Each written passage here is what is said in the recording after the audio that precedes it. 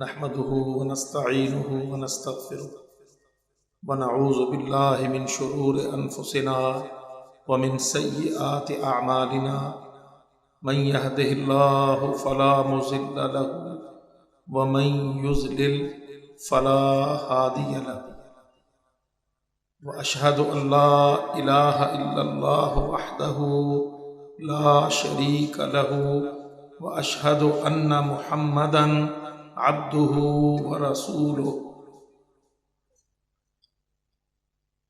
وأما بعد فقال الله عز وجل في القرآن المجيد والفرقان الحميد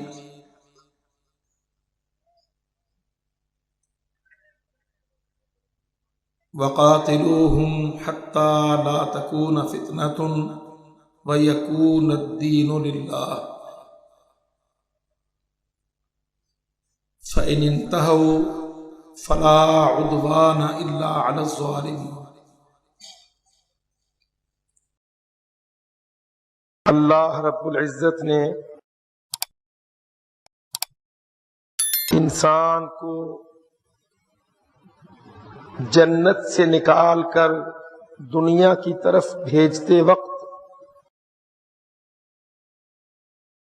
انسان سے یہ وعدہ کیا تھا کہ میں تمہیں دنیا میں بھیج رہا ہوں، دنیا دار العمل ہے، عمل کس طرح کرنا ہے، تم کو اپنی زندگی میری اس کائنات میں کس طرح سے گزارنی ہے، اس کے لیے میں تمہاری طرف اپنی طرف سے رہنمائی، ہدایت، روشنی، نظام و قانون، یہ باقاعدہ تسلسل سے بھیجتا رہوں۔ فَإِمَّا يَأْتِيَنَّكُم مِّنِّي هُدًى فَمَن تَبِعَ هُدَايَ فَلَا خَوْفٌ عَلَيْهِمْ وَلَا هُمْ يَحْزَنُونَ۔ فرمایا انسانوں کے گروہ اور ان کے طبقے، ان کی جماعتیں، امتیں، ملتیں جب جب میری ہدایت پر عمل پیرا ہوں گی، میرے بھیجے ہوئے طریق کے مطابق اپنی زندگیاں گزاریں گی، تو نہ دنیا میں ان کو ناکامیاں ہوں گی، نہ آخرت میں ان پر کوئی گھبراہٹیں اور پریشانیاں ہوں۔ فلا خوف علیہم، ان کو اپنی دنیاؤں کے ناکام ہونے کا ڈر نہیں ہوگا، ولا ہم یحزنون، اپنے انجام میں ناکامیوں پر وہ غمگین نہیں ہوں۔ یہ اللہ کا وعدہ ہے، اللہ نے سارے انسانوں سے یہ وعدہ فرمایا تھا، اور ہمیشہ سے ہمیشہ تک اللہ رب العزت نے اس وعدہ کو نبھایا۔ نبوتیں نازل کی، ہدایتیں نازل کی، کتابیں اتاری، وحیوں سے، آسمانوں سے، فرشتوں کے ذریعہ سے اللہ رب العزت نے بندوں کے ساتھ ہم کلام ہو کر ان کی رہنمائی کے لیے ان کو راستے بتلا کر اپنے اس مسلسل عہد کا اللہ رب العزت نے باقاعدہ سے التزام فرمایا۔ ہم دیکھتے ہیں کہ یہ بڑی بڑی شریعتیں، یہ اولو العزم رسل، یہ انبیاء جو اللہ کی طرف سے پیغامات، شریعتیں، کتابیں اور وحیاں لے کر آتے رہے، یہ سب اسی عہد کی تکمیل کا حصہ ہے۔ مگر انسانیت، انسان اپنے بشری تقاضوں کے سبب، شیطان کی گمراہیوں کے سبب، اللہ رب العزت کی مخالف طاغوتی قوتوں کی دعوتوں کے سبب اللہ کی ہدایت سے منحرف ہوتا رہا، شریعتیں متروک ہوتی رہیں، ہدایتیں مٹتی رہیں، انسان گمراہیوں کے گھٹا ٹوپ اندھیروں میں کھویا رہا۔ اس کے باوجود اللہ رب العزت نے اپنے وعدے کو نبھایا اور امتوں پر امتیں، نبوتوں پر نبوتیں، شریعتوں پر شریعتیں نازل فرمائیں، حتیٰ کہ آخری شریعت، آخری کتاب، آخری نبی حضرت محمد صلی اللہ علیہ وسلم اس زمین پر اللہ کی طرف سے رحمت للعالمین، ساری دنیا کے رسول مبعوث ہو کر تشریف لائے۔ اور قرآن مجید میں اس کے ساتھ تعارفی آیات میں نبی صلی اللہ علیہ وسلم کا منصب، رسالت کے حوالے سے نبی صلی اللہ علیہ وسلم کی جیورسڈکشن، توسیع حدود کے حوالے سے قرآن مجید میں بیان ہونا شروع ہوا۔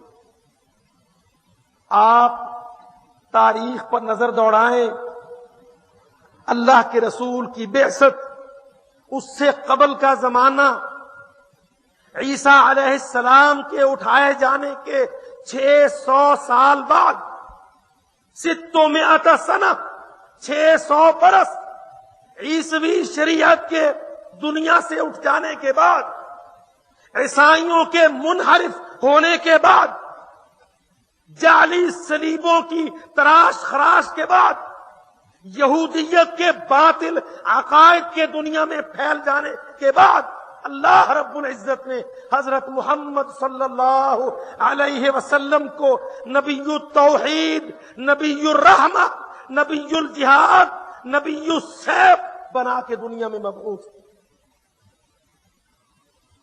ہم اس جغرافیائی گلوب پر نظر دوڑائیں تو ہمیں یہ ملتا ہے کہ اللہ کے رسول کی بعثت سے قبل سارا جزیرۃ العرب اللہ کی وحدانیت کا منکر، اللہ کے ساتھ شرک کے شنیع خوفناک جرم کا مرتکب، سارے کا سارا جزیرۃ العرب، یمن سے لے کر شام کی آخری حدود تک،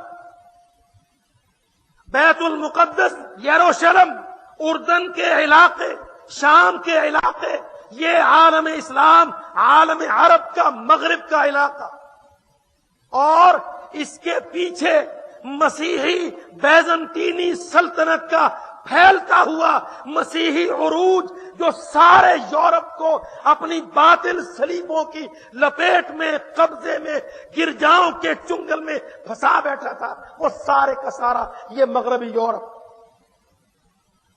جزیرۃ العرب کا مشرق، جس میں بہت بڑی آتش پرست سلطنت، ایران کی آتش پرست، بت پرست، صنم پرست، صنم قدوں کی، آتش قدوں کی بانی، داعی، مبلغ سلطنت، یہ عالم عرب کے مشرق میں پھیلی ہوئی، سارے خشکی کے علاقوں پر، سمندر کے علاقوں پر، سمندری راستوں سے بر صغیر ہندوستان کی پوری پٹی تک اپنے آتش پرست، اپنے باطل، اپنے غلط نظریات کی ترویج و اشاعت کرتی ہوئی یہ مشرقی سلطنت تھی۔ یہی 3 بڑے متمدن خطے تھے، عربستان کا صحرا، جزیرۃ العرب، جس میں اللہ نے اس آخری نبی کو مبعوث کیا، جہاں آل اسماعیل، آل ابراہیم کے وہ بچے کچے افراد جو بڑے موحد انبیاء پیغمبروں کی لڑی نسب سلسلہ سے تھے، مگر عقائد کے بطلان، نظاموں کے انحراف کی وجہ سے شرک میں ملوث تھے۔ مشرق پر اندھیری رات، مغرب پر جعلی صلیب، یہ تھا دنیا کا نقشہ۔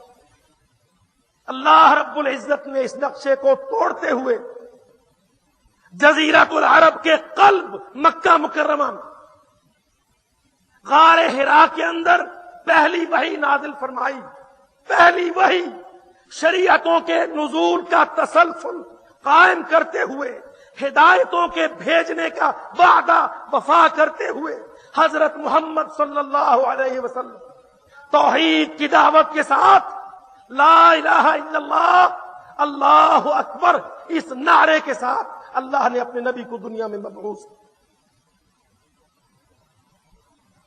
اللہ کا تعارف مفقود تھا، توحید کا ذکر مفقود تھا، بت پرستیاں تھیں، باطل نظام تھے، سیاسی ظلم تھا، انسان کو پیس رہا تھا، انسان کے لیے قانون سازیاں کر رہا تھا، بادشاہ اپنے باطل نظاموں کے تحت انسانوں کو پیس رہے تھے، شیطان طاغوت کے چیلے اپنے غلط مذہبی نظریات کی بدولت انسانوں کو جکڑ رہے تھے، دنیا میں کہیں روشنی کی کوئی کرن نظر نہیں آتی تھی۔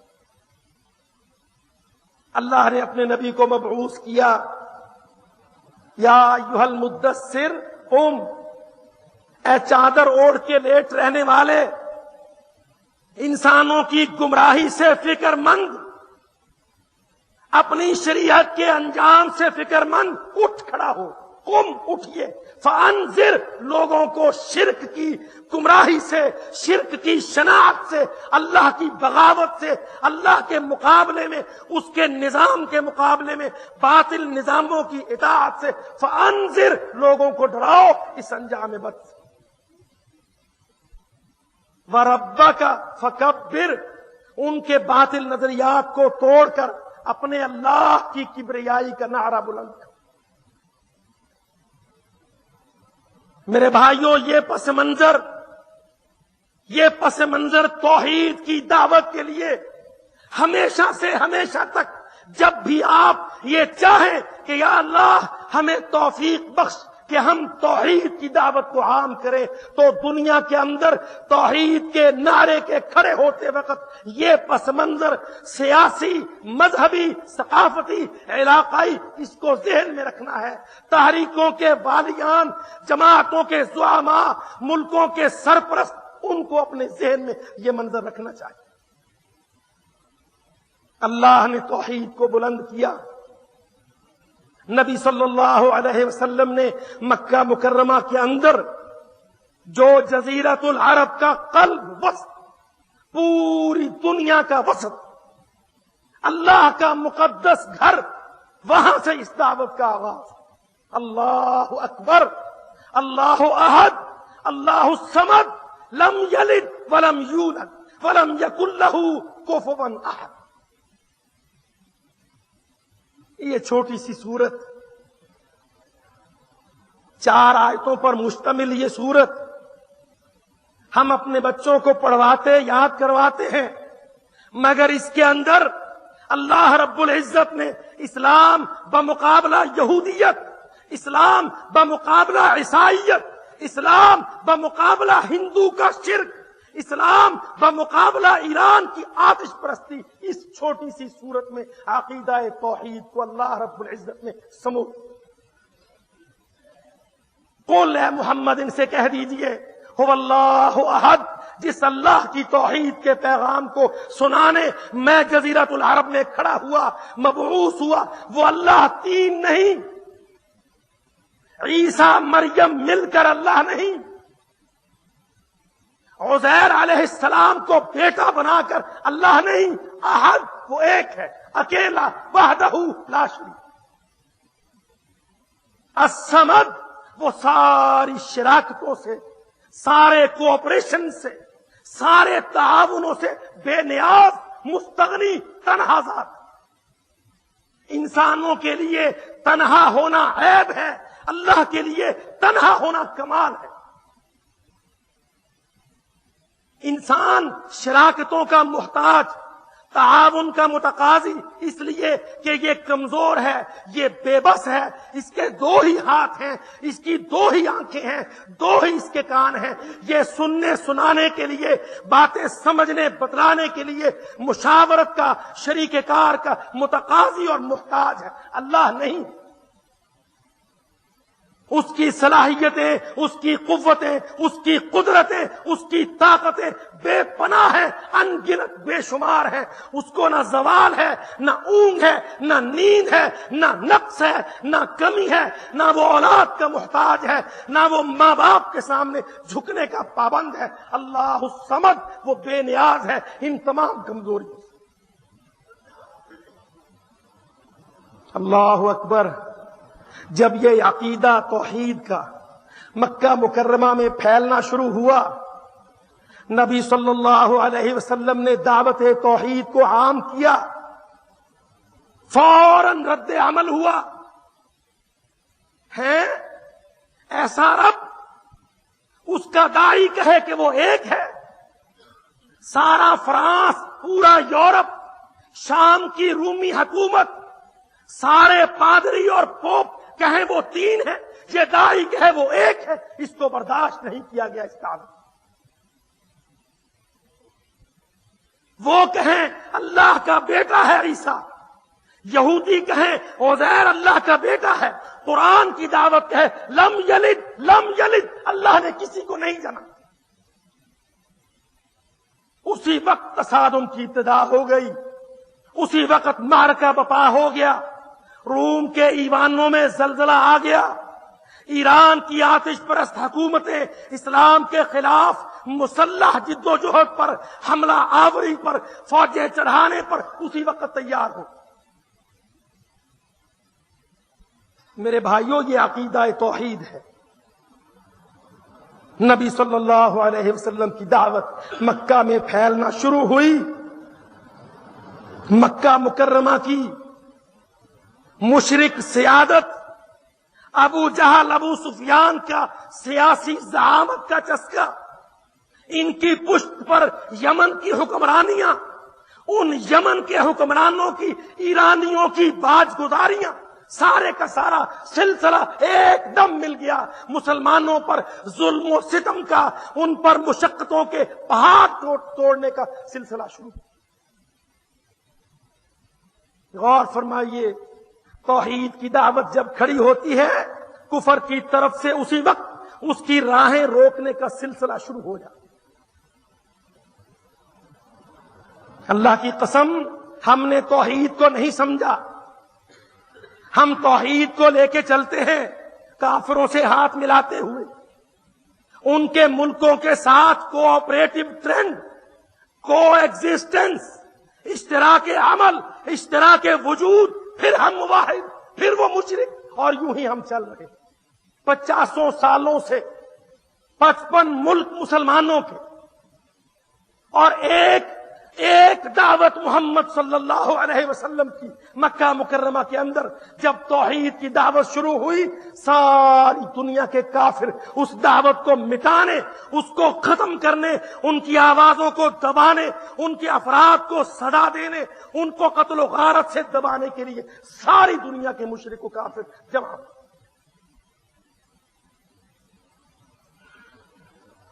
یہ توحید کی دعوت تھی، یہ اللہ کی وحدانیت کی دعوت تھی، شرک کو توڑنے کی دعوت تھی، باطل نظریات کو خیر بات کہنے کی دعوت تھی، یہ صلیبوں کا توڑ تھا، یہ یہودیوں کے گرجاؤں کا عکس و نقیض تھا، یہ تھا اسلام کا نعرہ اللہ اکبر، اللہ احد، اللہ الصمد۔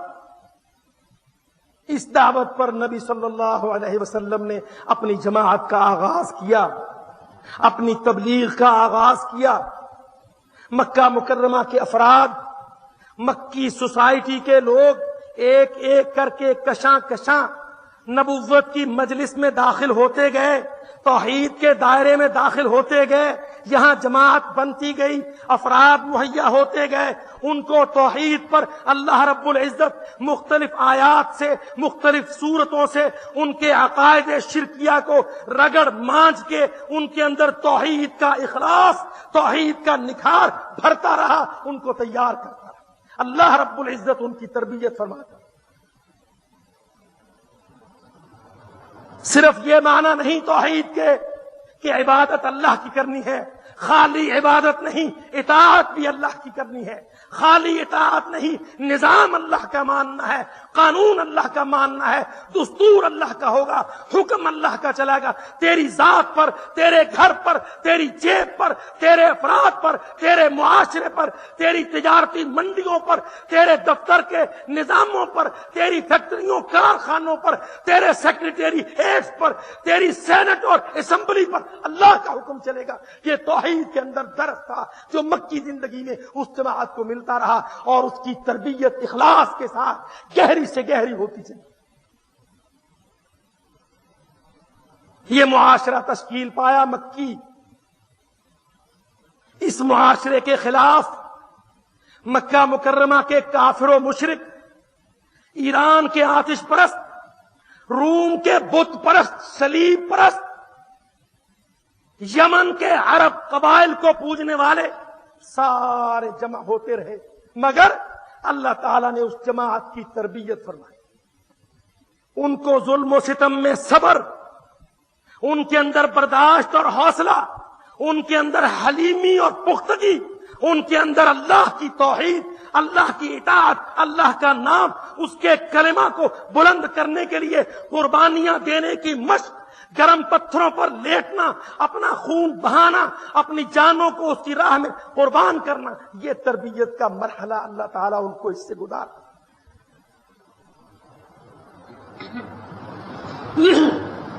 جب 13 برس گزر گئے، جماعت توحید تیار ہو گئی.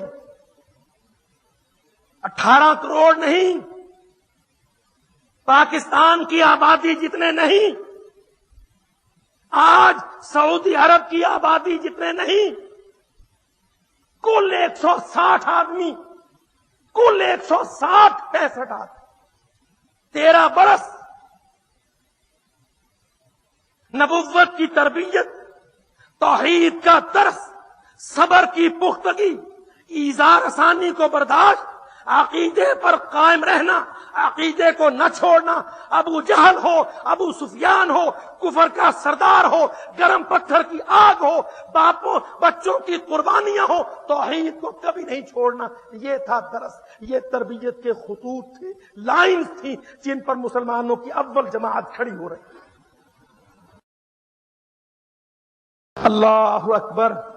جب اللہ رب العزت نے اس جماعت کی تربیت فرما دی، کہا اب چلو یہاں سے، اب یہاں سے اٹھو، نکلو.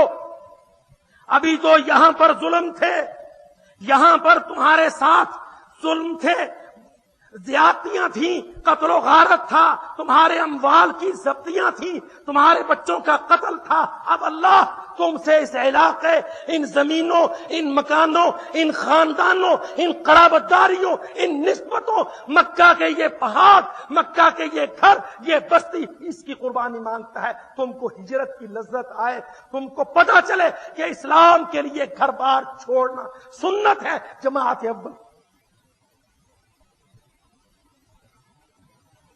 سو اللہ تعالیٰ نے اپنے نبی کے ساتھ 160 آدمی تیار کروا کے ان کو ہجرت کروا دیا. آؤ چلو یہاں سے چھوڑو، خاندان کو چھوڑ، بیوی بچے کو قربان کر، تاکہ کل آنے والے زمانوں میں تمہیں اس کی مشق ہو کہ رشتوں کا قربان کرنا، قرابت داریوں کو چھوڑ دینا، زمینی گھروندوں گھروں کو ترک کر دینا، اپنے جمے ہوئے اسٹیبلش بزنس کو اللہ کے لیے قربان کرنا. یہ شان مجاہد ہوتی ہے. اللہ تعالیٰ نے وہاں سے رخصت کروایا، مدینہ منورہ میں لے گئے تاکہ توحید کی دعوت کو عام کیا جا سکے.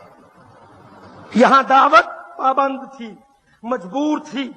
یہاں عقائد کا وہ اشاعت ممکن نہیں تھا، عقائد کا وہ نشر ممکن نہیں تھا. اسلام کی دعوت کو پوری زمین پر پھیلانے کے لیے ایک ماحول درکار تھا، ایک علاقہ درکار تھا جہاں آزادی مطلوب تھی، جہاں تیاری مقصود تھی، جہاں جماعت اپنے پر پرزے نکال کر، اپنے ہاتھ پاؤں دوڑا پھیلا کر، اپنے وسائل کو پھیلا کر اسلام کی دعوت کو پوری دنیا پر لے کے چلتی. وہ ماحول مطلوب تھا. چنانچہ ہجرت عمل میں آئی. ہجرت عمل میں آئی. 160 آدمی نبی صلی اللہ علیہ وسلم کی کل جماعت، 80 مہاجرین، 73-74 انصاری. مدینہ منورہ کے 74-73 انصاری، کچھ عورتیں، چند آدمی، اور 80 مہاجرین جو مکہ مکرمہ سے نبی کے ساتھ ہجرت کر کے گئے. اللہ اکبر. مدینہ میں مسلمانوں کی کل یہ جماعت، اس کے اندر قریشی، اس کے اندر ہاشمی، اس کے اندر انصاری، اوسی اور خزرجی، اس کے اندر فارسی اور رومی، اس کے اندر مسلمان، تعداد کل 160 ہے. مگر مدینہ منورہ میں جا کر اس تعداد کو پکی مسجدیں بنانے، ٹاؤن پلاننگ، سول انجینئرنگ کرنے، مدینہ منورہ کی گلیاں اور سڑکیں پکی کرنے، وہاں کی مسجدوں کو سنگ مرمر سے تعمیر کرنے، وہاں کے طالب علموں کو بٹھا کر ان کی درسگاہیں کھولنے کے لیے اللہ تعالیٰ نے ایک دن کی مہلت نہیں دی. جاتے ہی اس جماعت کو وہاں سے اللہ رب العزت نے ساری دنیا کے کفر کے خلاف برسر پیکار کر. یہاں سے ہم رخ موڑ رہے ہیں اپنی گفتگو کا وجوب فرضیت جہاد کی طرف.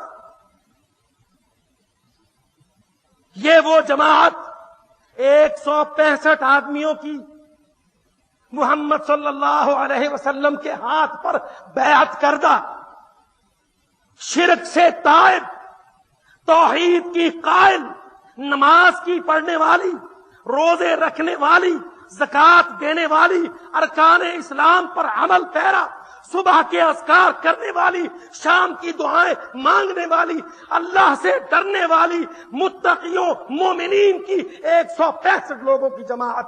اگلا عمل اس کا کیا ہے؟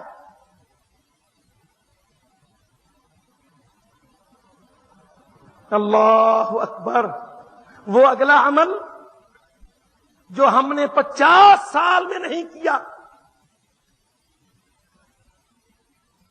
47 سے پاکستان اللہ رب العزت کا یہ عظیم انعام، بر صغیر کے مسلمانوں پر اللہ رب العزت کا عظیم انعام، یہ وطن عزیز پاکستان 47 سے ہم کو دیا گیا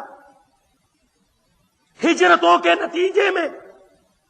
مگر ہم نے وہ عمل شروع نہ کیا جو نبی صلی اللہ علیہ وسلم کے 165 صحابیوں نے کر دیا.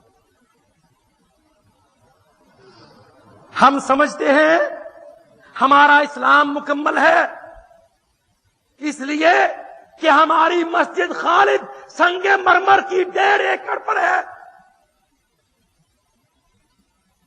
ہمارے بچوں کے عقیقے، ہمارے مردوں کے جنازے، ہمارے بچوں کے نکاح ادا ہوتے ہیں، اسلام جاری ہے، ساری ہے. ہم کو جہاد کی ضرورت نہیں، قربانی کی ضرورت نہیں. ہمارا پاکستان تیرا پاکستان ہے، یہ میرا پاکستان ہے، اس پر مل جل کے ہو جائیں، سب قربان ہیں. اللہ کی قسم ہم نے 50 سال میں وہ عمل شروع نہیں فرمایا کیا جو اللہ کے رسول نے پہلے سال ہجرت کے شروع کر.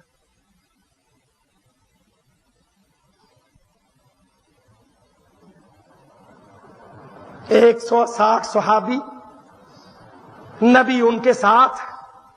ہجرت کا پہلا سال قرآن مجید کی طرف سے اجازت آئی، اوزینا للذین یقاتلون بانہم ظلموا.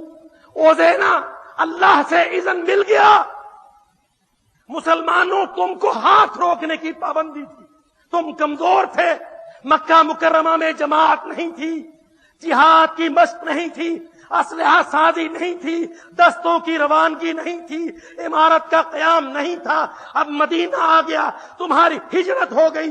ابو ایوب انصاری نے گھر دے دیا، انصاریوں نے مسجد دے دی. جب مسلمان کو سر چھپانے کو چھت، نماز پڑھنے کو مسجد مل جائے تو اللہ کی طرف سے او دینا جہاد کا حکم آ جائے. اوزینا للذین یقاتلون بانہم ظلموا. مومن مظلوم ہو، اللہ اس کا ہاتھ نہ کھولے. مسلمان جماعت کافروں کے ظلم میں پس رہی ہو، عرش سے ان کو اجازت نہ ملے، یہ ناممکن ہے، مستحیل. اوزینا للذین یقاتلون بانہم ظلموا. ہجرت کے بعد ابو ایوب انصاری میزبان رسول، انصار کے گروہ نے مسجد کو احاطہ دیا. اللہ کے رسول نے وہاں مسجد بنا دی. ہمارے ڈیفنس کے بھائی سنگ مرمر، چپس اور ماربل کی بناتے. نبی صلی اللہ علیہ وسلم نے کھجور کی شاخوں کا چھپر بنایا. سنگریزے کا صحن تھا، روڑ اور کنکر اس میں چبھتے تھے. نبی صلی اللہ علیہ وسلم کے نرم نرم پاؤں سنگریزے اس میں چبھ جاتے تھے. اس کے باوجود مسجد پکی کرنے پر ایک دن صرف نہیں کیا. کافروں کے خلاف جہاد پر نبی صلی اللہ علیہ وسلم کھڑے ہوئے.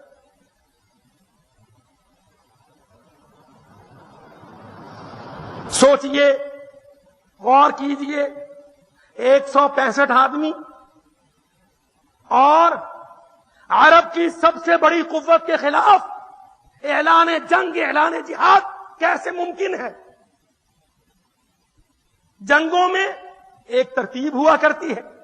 بیٹل فیلڈ، میدانی نقشے، ان کی کتنی فوج، ان کی کتنی نفری، ان کے کتنے ٹینک، ان کی کتنی بیٹریز، یہاں کی کمپنیوں کی تعداد، وہاں کی یونٹس کی تعداد، اس کے اندر کوئی تناسب، کوئی بیلنس آف پاور ہونا چاہیے تھا.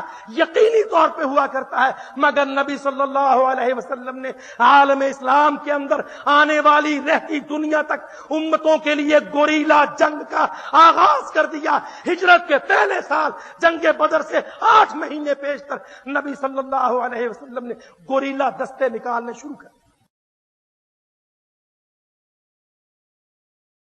ہم پڑھنے جاتے ہیں رائل اکیڈمیز برطانیہ کی، وہاں سے ہم جنگ سیکھنے جاتے ہیں. ہماری فوجوں کے افسران رائل اکیڈمیز میں جا کر ٹریننگ کورسز آفر ہوتے ہیں، یہ پڑھنے جاتے ہیں. اللہ کی قسم، نبی صلی اللہ علیہ وسلم نے 10 آدمی، 13 آدمی، 30 آدمی، 22 آدمی، مختلف دستے، ایک دستہ روانہ کیا حضرت سعد کا. جاؤ قریش کے مال تجارت کی گزرگاہ، ان کے تجارتی گزرگاہوں پر بیٹھ جاؤ. یہ ظالم ہیں، انہوں نے مسلمانوں کے خلاف اپنا ظلم روا رکھا، توحید کی راہیں بند کی، دعوت اللہ کو روکا. ان کی تجارت، ان کی زراعت، ان کے اموال، قبائل سے ان کی دوستی، صحرا میں ان کے معاملات، ہر راستہ، ہر پڑاؤ، ہر چشمہ، جاؤ میرے صحابیوں، ہر راہ کو گھیر.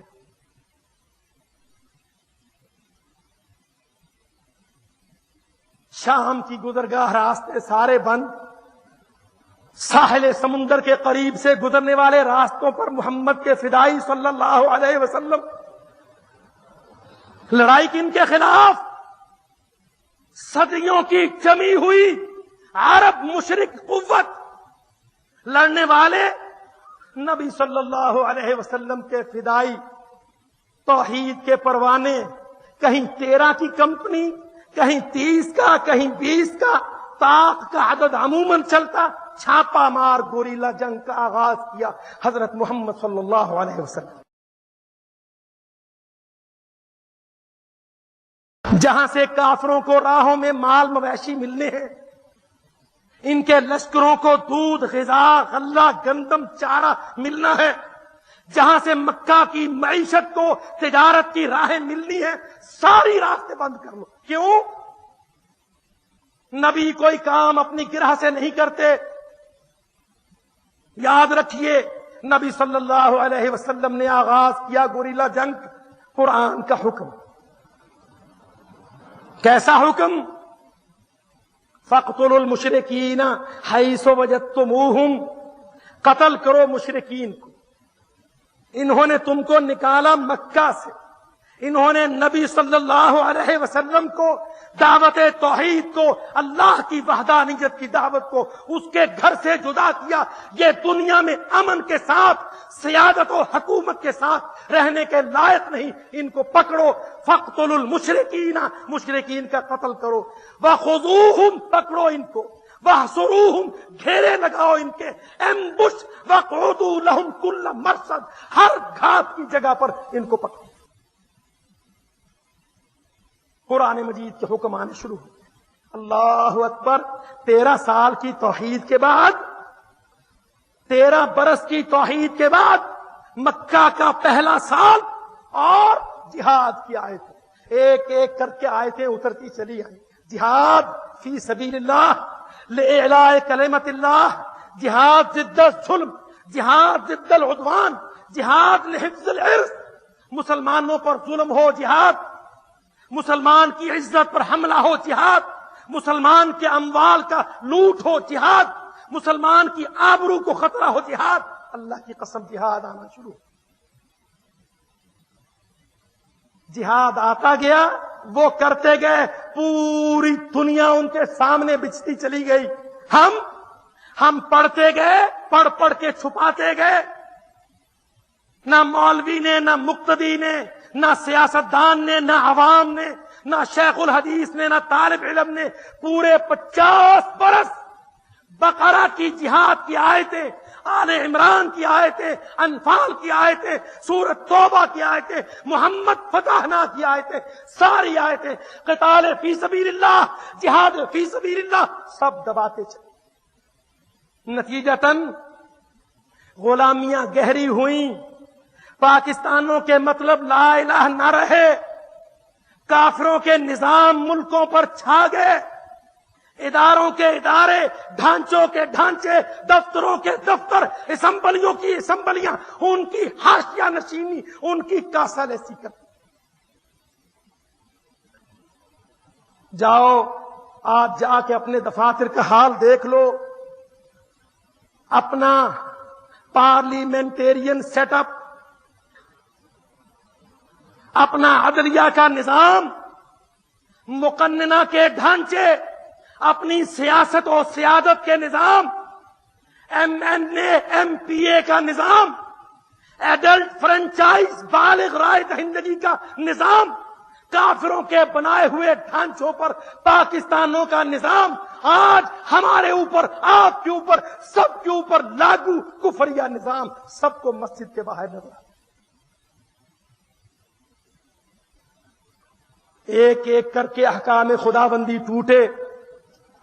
عورتیں گھروں سے اسمبلیوں میں گئیں، گھروں سے عدالتوں میں گئیں، گھر سے باپ کی گرہ سے، خامد کی پناہ سے نکل کر ہائی کورٹ کے جج کی کرسی پر بیٹھی. عورتیں اپنے خامدوں، اپنے باپوں، اپنے گھروں سے نکل کر اسمبلیوں میں دندنائیں. سکولوں کے بہانے مینا بازاروں میں ننگا سر عام دندنائیں. گھر کی چار دیواری، گھر کے آنگن سے نکل کر ویمن کرکٹ، ویمن گیمز، انا للہ و انا الیہ راجعون.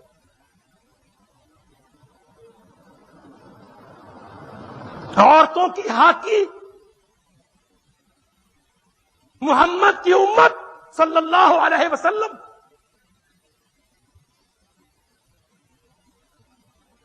ہائی کورٹ کی جسٹس فخر النساء کے عورتوں کے نکاح کے بارے میں ظالمانہ غلط فیصلے.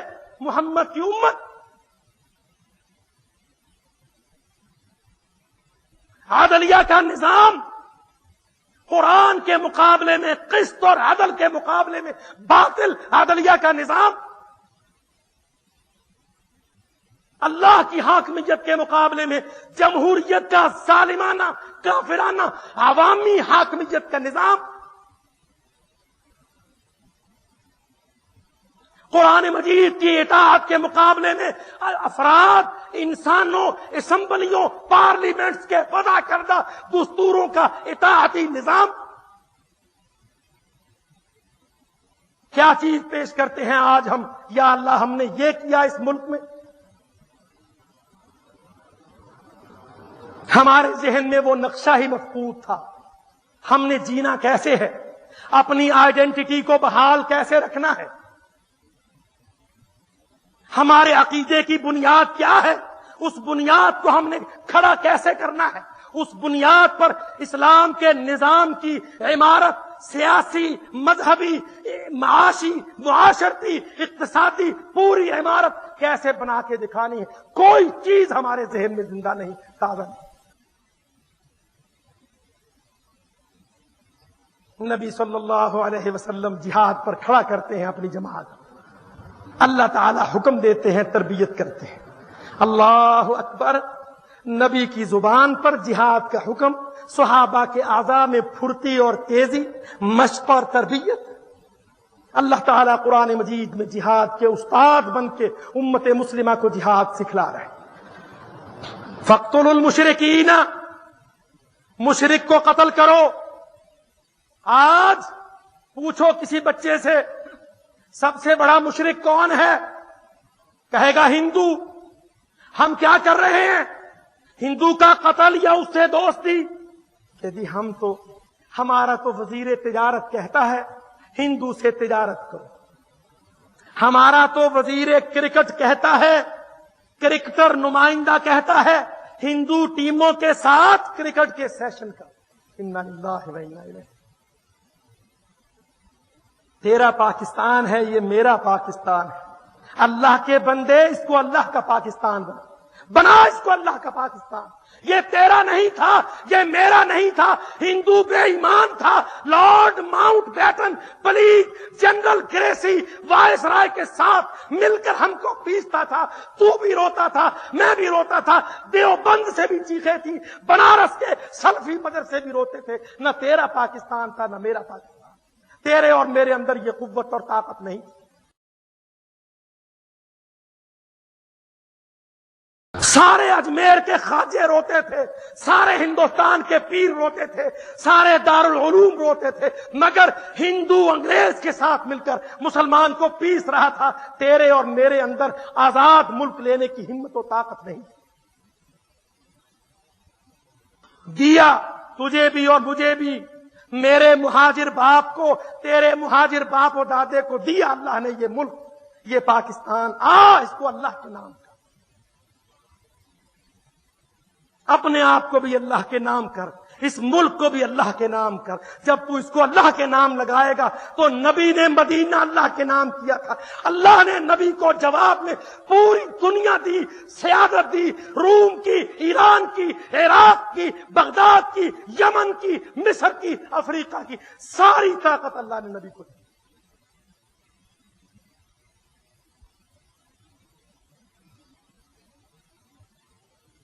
یونان کے سکندر کا فلسفہ کونسلزم، اس کے وارث روم کے سیزر قیصر روم، بڑی بڑی تہذیبوں کے وارث، اللہ اکبر، مسلمان نے کاٹ کے رکھ دیے۔ اللہ نے قرآن میں کہا یا ایھا الرسول بلغ، اے نبی پہنچا، تبلیغ کر، دعوت دے، عام کر۔ ہم نے کیا کہا تبلیغ کیسے کرنی ہے؟ مسواک 2 بالشت کی، بستر بند کاندھے پر، لوٹا ہاتھ میں، مسلح بغل میں، چل چلا کاٹ، یہ ہے تبلیغ کا طریقہ۔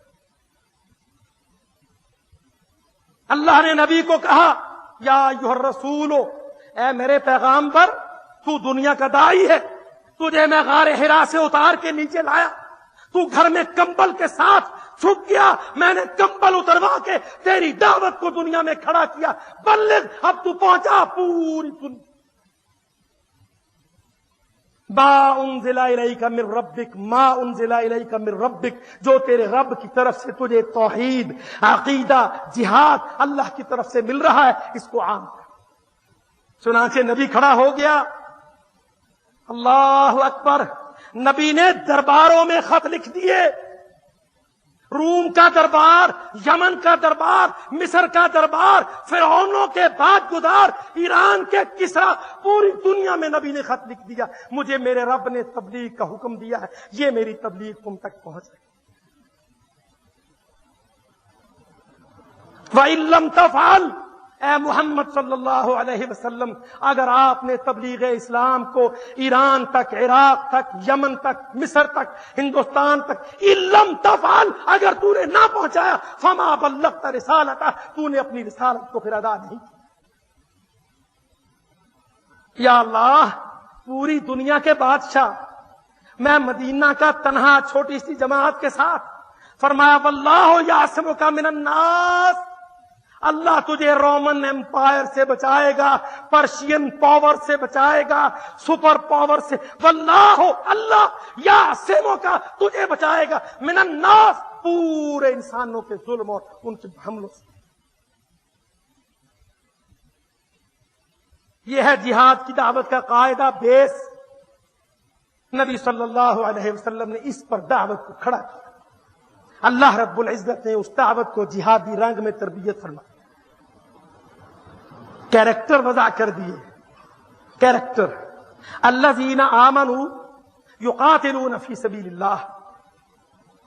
مسجد خالد کے نمازی، لاہور کی جامعہ اشرفیہ کے نمازی، لاہور کے دارالعلوموں کے نمازی، الذین آمنوا، کیریکٹر بتلا رہے ہیں اللہ۔ مومن کا کنڈکٹ، اس کا اسلوب، طریقہ کار کیا ہے؟ الذین آمنوا، جو اللہ کے بندے ہوتے ہیں، یقاتلون فی سبیل اللہ، ان کی سوچ اللہ کی راہ میں لڑنا۔ یونیورسٹی پر یونیورسٹی نہیں، ٹھکا ٹھک تسبیح کے دانے نہیں، ماتھے پر گٹا محراب خالی نہیں، جہاد فی سبیل اللہ کے ساتھ۔ الذین آمنوا، جو مومن ہوتے ہیں، یقاتلون فی سبیل اللہ، اللہ کی راہ میں لڑتے ہیں جہاں اللہ کے لیے لڑائی۔ والذین کفروا، اور جو کافر ہوتے ہیں، یقاتلون فی سبیل الطاغوت، وہ شیطان کے نظام، شیطان کے عقائد، شیطان کے ڈھانچے، اس کے سسٹم، اس کے ازم، اس کے نظریات، ان کے لیے لڑتے۔ فقاتلوا اولیاء الشیطان، میرے بندو شیطان کے چیلوں سے تم لڑنا شروع کر دو۔ یا اللہ اس سے کیا ہوگا؟ فرمایا فقاتل فی سبیل اللہ، اللہ کی راہ میں تو لڑ۔ تو گلبرگے کا رہنے والا، ماڈل ٹاؤن کا باسی، کوٹھیوں کا باشندہ، اٹھ کھڑا ہو، فقاتل فی سبیل اللہ، اللہ کی راہ میں اٹھ کے لڑ۔ اللہ بتلا نتیجہ کیا ہوگا؟ عسى اللہ ان یکف باس الذین کفروا، اللہ نے کہا قرآن مجید میں یقینی لازمی ہے کہ اللہ تیری لڑائی سے کفر کی یلغار کو روک۔ جب تو اٹھ کے لڑنا شروع ہوگا تو ہارورڈ، آکسفورڈ کی یونیورسٹیوں کی سپرمیسی، فرانس اور برطانیہ کی تہذیبوں کی یلغار، یکف باس الذین کفروا، اللہ کافروں کی یلغار، ثقافتی، تہذیبی، جنگی، حربی، ساری یلغاروں کو کف اللہ بند۔ یہ میرا بندہ میرے لیے لڑنا شروع ہو گیا، اب یہ میرا سپاہی ہے، سپاہی کی مدد ہیڈ کوارٹر کا ذمہ ہوتا ہے، میں اس کی مدد پر، یہ میرے لیے قتال پر، کافر کو پناہ دنیا میں کہیں۔ قاتل الذین لا یؤمنون باللہ، لڑائی کرو ہر اس کافر کے خلاف جو اللہ پر ایمان نہیں لاتا۔ تم تو اللہ پر ایمان لاتے ہو، ہم نے کیا کیا؟ ہم سمجھتے ہیں اللہ پر تو ایمان ہے، پر پاکستان پر بھی ایمان ہے کہ جی ہمارے ملک کا مقدر کیا ہے، مولوی صاحب پاکستان کا فیوچر کیا ہے؟ یہ اسلامائزڈ ہو جائے گا یا ہم اسلامی حکومت دیکھ سکیں گے؟ محدود فکر، محدود سوچ، پاکستان کا مستقبل۔ اللہ کے بندے، تجھے اسلام کے مستقبل کا فکر نہ ہو، اللہ تیرے پاکستان کے مستقبل کا فکر رکھے۔ ارے سارا بر صغیر، پورا ہندوستان، پورا آسام، بنگال، اراکان، نیپال، سارے کا سارا کشمیر، سارا مشرقی پاکستان ہندو کو دے کر، سونپ کر، میٹھی ڈکار لے کر کہتا پاکستان کا فکر کیا ہے؟ اسلام کوئی پاکٹل ہے، علاقائی ہے، لوکل ہے۔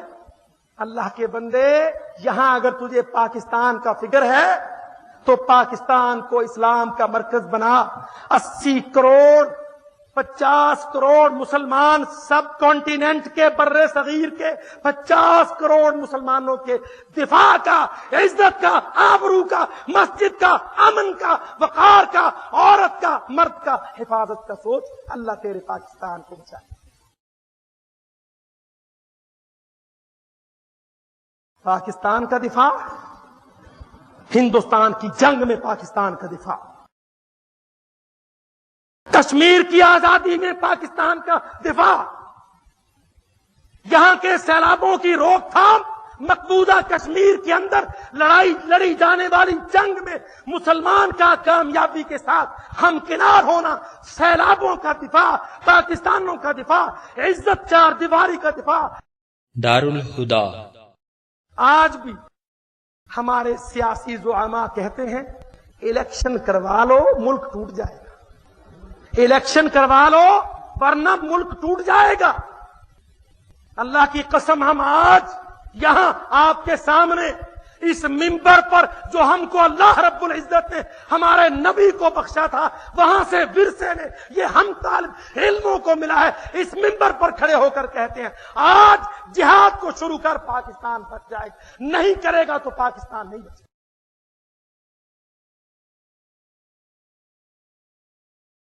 ہندو سے جہاد، بتوں سے جہاد، سومناتھوں سے جہاد، مندروں سے جہاد، آر ایس ایس سے جہاد، بی ایس ایف سے جہاد، راشٹریہ رائفل سے جہاد، انڈین فورسز سے جہاد، نرسیما راؤ سے جہاد، دہلی سرکار سے جہاد کر، اگر یہ جہاد کر سکتا ہے تو بچے گا، پاکستان بچے گا، کشمیر آزاد ہوگا، ہندوستان کا مسلم آزاد ہوگا، ساری آزادیاں ملیں گی، اسلام کو سربلندی ملے گی اگر تیرے اندر ایمان کا دعویٰ سچا ہے۔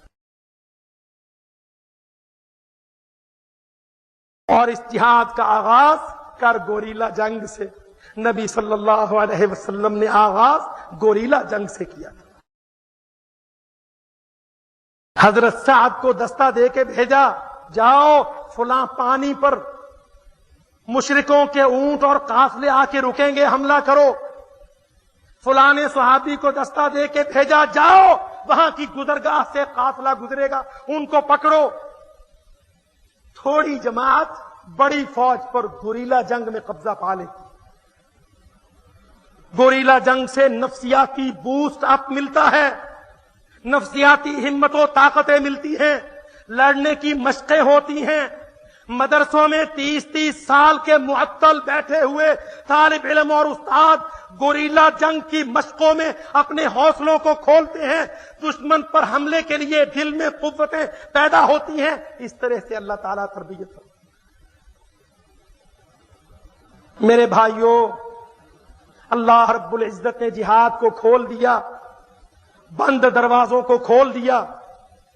ہم نے تو یو این او کے سپرد کر کے اپنی زمام لگام، اللہ اکبر، سارے قضیے، سارے جمیلے یو این او کو دے کر تو ہمارا مالک، تیرا عالمی بینک، تیرا عالمی ادارہ صحت WHO، ورلڈ ہیلتھ آرگنائزیشن، انا للہ و انا الیہ راجعون، یہودی کے پاس ورلڈ ہیلتھ آرگنائزیشن، پاکستان وہاں سے ویکسین لیتا ہے۔ تم یہودی، تم پر اللہ کی خاص لعنت ہے، ہم کو بیماریاں پڑی ہیں، اس لعنت میں سے حصہ دے دو ہم۔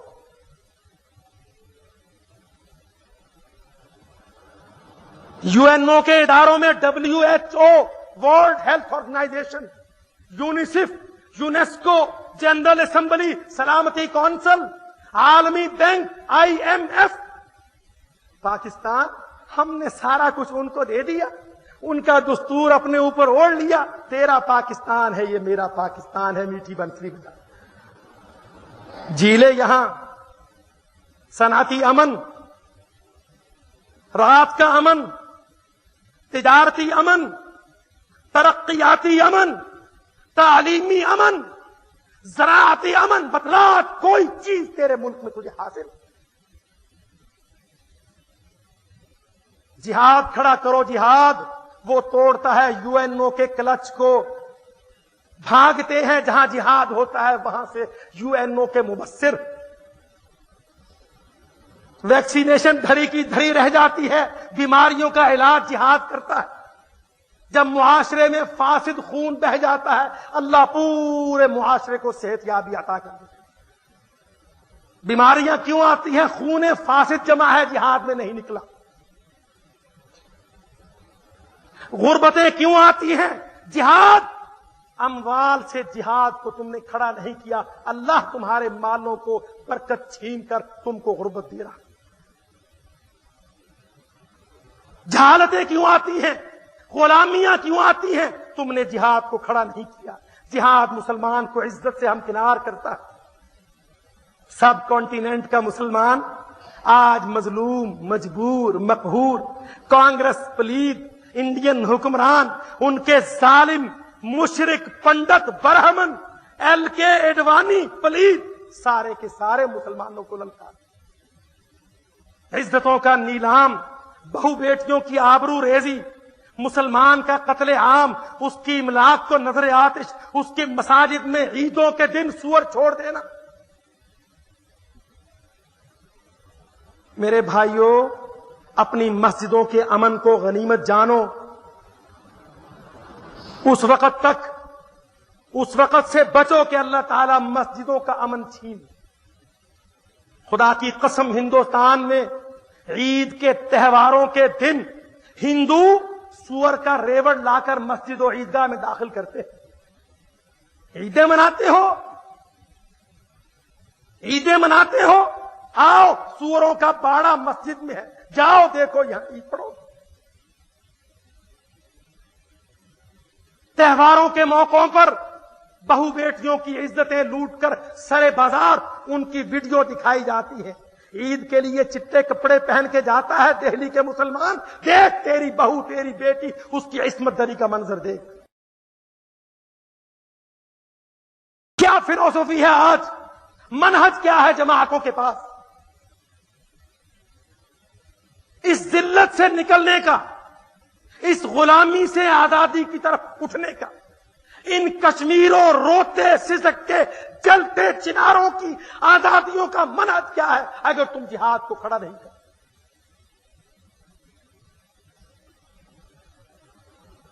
مدینہ منورہ کے مقروض انصاری یہودیوں کے قرض میں دبے ہوئے جہاد نے آزاد کی. افریقہ کے مقہور، مصر کے مظلوم جہاد نے آزاد کی. جہاد پوری دنیا کو عزت و آزادی دیتا ہے، مسلمان کو اوپر لے جاتا ہے، طاقتور بناتا ہے. مسلمان پوری دنیا کا مانیٹر، ڈائریکٹر بن کے بیٹھتا ہے، ساری حدیں متعین کرتا ہے، راستوں کا تعین کرتا ہے، بحری گزرگاہیں قبضے میں لیتا ہے، بری راستوں کو پکڑتا ہے، کافروں کے لشکروں کو کاٹتا ہے، اسلام کی جماعتوں کو بڑھاتا ہے، مسلم ممالک کو ترقی دیتا ہے، مسلمان غریبوں کو آگے لاتا ہے، مسلمان جاہلوں کو علم دیتا ہے، مسلمان عورتوں کو آزادی، وقار، عزت اور وراثت دیتا ہے. سب کچھ جہاد آتا ہے.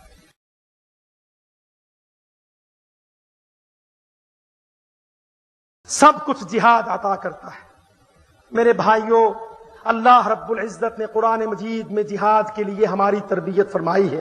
فاقتلوا المشرکین، مشرکین کو قتل کر، وَاضْرِبُوا فَوْقَ الْأَعْنَاقِ، ان کی گردنوں پر مار، فَخُذُوهُمْ، ان کو پکڑ، وَاقْعُدُوا لَهُمْ كُلَّ مَرْصَدٍ، ان کی ایمبوش لگا کھا دیا. کیا ہو جائے گا؟ یشف صدور قوم مؤمنین، مسلمان کے سینوں کی ٹھنڈک کافروں سے انتقام کے ساتھ. قاتلوہم، کافروں سے لڑو، یعذبہم اللہ بایدیکم، اللہ تمہارے ہاتھوں سے ان کو عذاب دے گا. ویخزہم، تم تو 21 توپوں کا گارڈ آف آنر پیش کرتے تھے. یخزہم، اللہ ان کو رسوا کرے گا تمہارے جہاد. مسلمان ہو، یہودی کو گارڈ آف آنر دے، ولیم پیری کو سارے وزیر جھک جھک کے سلامی. انا للہ و انا الیہ راجعون. میرے بھائیوں، جمعہ کا ایک اجتماع ضیق وقت کی تنگی کے سبب ہم گفتگو کو طول نہیں دے سکتے، مگر آخری عرضداشت پیش کر کے اپنی بات کو ختم کرتا ہوں. اللہ کی قسم، آج عالم اسلام کے تمام مسائل کا حل جہاد فی سبیل اللہ. کشمیروں کی آزادیاں، فلسطینوں کا حل، چیچنیا کی آزادی، روس کے تابوت میں آخری کیل، ہندوستان کے توڑنے کا کاروبار جہاد فی سبیل اللہ. اس کے لیے اٹھے گا پاکستان، پنجاب کے میدان کا مجاہد. یہاں کے سرسبز میدانوں کے نوجوان، یہ جو ہم ان کے یوتھ سپرٹ کو کرکٹ میں ڈبو دیتے ہیں، یوتھ سپرٹ، ینگسٹرز کو ہم اپنی گیمز، اولمپکس، ورلڈ کپس میں برباد کر رہے ہیں، ہمیں یہاں سے اٹھا کر ان کو جہاد فی سبیل اللہ میں کھڑا کیا۔ اللہ رب العزت ان معاشروں کی مدد کرتے ہیں جو اللہ کے دین کو جہاد کے ساتھ کھڑا کرتے ہیں۔ وَلَيَنْصُرُنَّ اللَّهُ مَن يَنْصُرُهُ، اللہ کس کی مدد کرے گا؟